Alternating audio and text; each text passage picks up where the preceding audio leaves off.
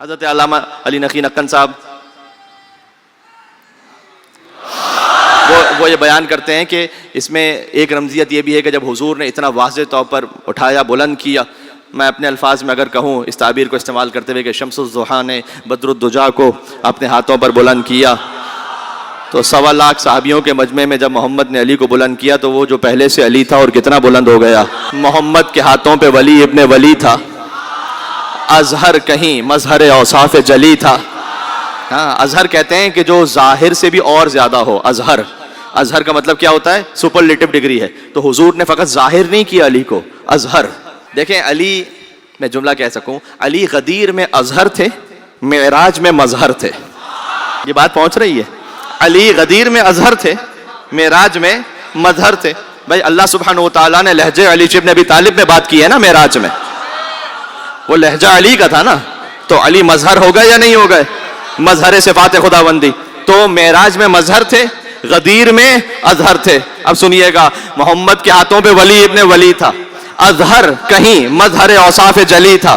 اور کس کے تصور میں بلندی کا تصور، اور کس کے تصور میں بلندی کا تصور، اونچا بھی ہوا وہ کہ جو پہلے سے علی تھا۔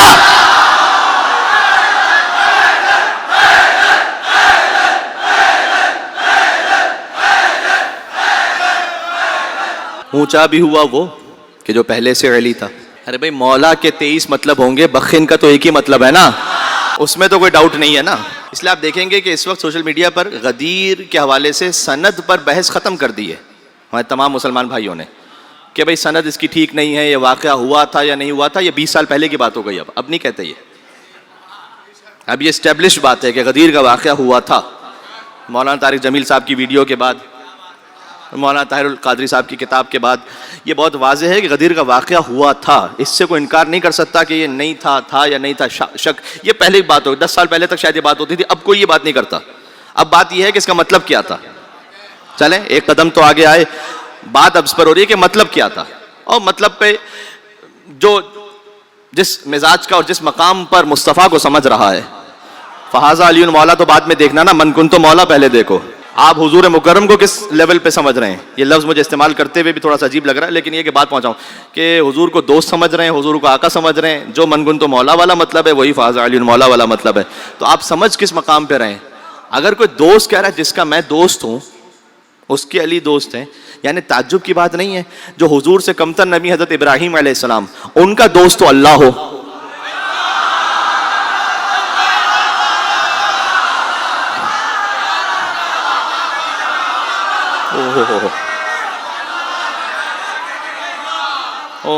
یہ بات یاد رہے گی اب، ان کا دوست تو اللہ ہو۔ خلیل اللہ ہے نا ان کا لقب، اللہ کے دوست۔ ابراہیم علیہ السلام کا دوست تو اللہ ہو، مصطفیٰ کا دوست ہر ہیرا غیرہ نہ تو خیرہ بن جائے گا۔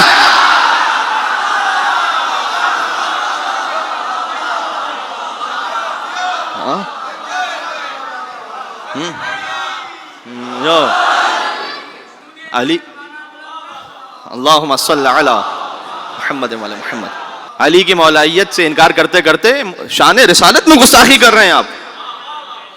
یہ علی کی مولائیت کا معاملہ نہیں ہے، یہ شان رسالت کا مسئلہ ہے کہ جس کا میں دوست ہوں۔ کیا مطلب؟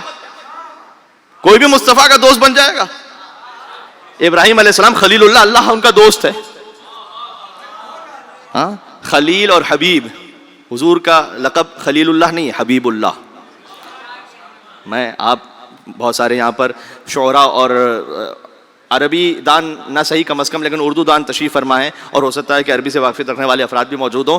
تو خلیل میں مضمر ہے طالب ہونا، اور حبیب میں مضمر ہے مطلوب ہونا۔ خلیل وہ کہ جو اللہ کو چاہے، اور حبیب وہ جسے اللہ چاہے۔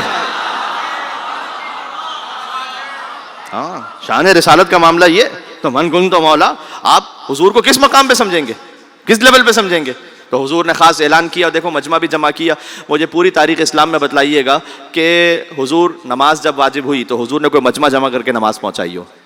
میں بہت تاریخ کے حوالے سے سادہ بات کر رہا ہوں۔ دیکھو نماز خیمہ دین کا ستون ہے، مومن کی معراج ہے، پڑھنا فرض ہے، ہر حسینی کو پڑھنی چاہیے، اور ماشاءاللہ لوگ پڑھتے ہیں۔ فجر کی نماز کے بارے میں بس جو کوتاہی ہوتی ہے نہیں ہونی چاہیے، خاص طور پر 10 دنوں میں کوشش کیجیے تو اس پہ بہت پابندی کیجیے اس پہ۔ لیکن نماز مجمع جمع کر کے نہیں پہنچائی حضور نے، روزہ مجمع جمع کر کے نہیں پہنچایا, کوئی بھی حکم زکوٰۃ مجمع جمع کر کے نہیں پہنچایا, بلکہ ایک فقرہ کہنے لگا ہوں, صدر اسلام, تاریخ اسلام کے سارے مجموعوں کا تعلق ہی علی بن ابی طالب سے. کوئی مجمع اٹھا لیجئے, دعوت ذو العشیرہ کا مجمع ہو, خندق کا مجمع ہو, غدیر کا مجمع ہو, خیبر میں علم دینے والا مجمع ہو, کوئی بھی مجمع ہو, سارے مجموعوں کا تعلق ہی علی سے. پتہ چلا مجمع جمع کر کے فضائل علی کو پڑھنا سنت رسول ہے. اب کوئی مجلس میں اعتراض نہ کرے, بار بار مجمع جمع کر کے فضائل علی کو پڑھنا سنت رسول ہے, اور مجمع میں سکون کے ساتھ بیٹھ کر فضائل علی کو سننا سنت صحابہ ہے. جو مجمع میں فضائل علی کا انکار کرے وہ رسول کا بھی منکر ہے, صحابہ کا بھی منکر ہے. مجمع جمع کیا حضور نے تو مجموعہ کا تعلق ہی مولا علی علیہ السلام سے. ذو العشیرہ میں بھی مجمع جمع کیا, اور وہ تو تھا ہی علی کے باپ کا گھر. کیا بات ہے پروردگار, ابھی یہ پہلا مجمع ہے, پہلی دعوت توحید ہے, تو خانہ کعبہ میں نہیں ہو رہا وہ اجتماع, ابو طالب کے گھر میں ہو رہا ہے.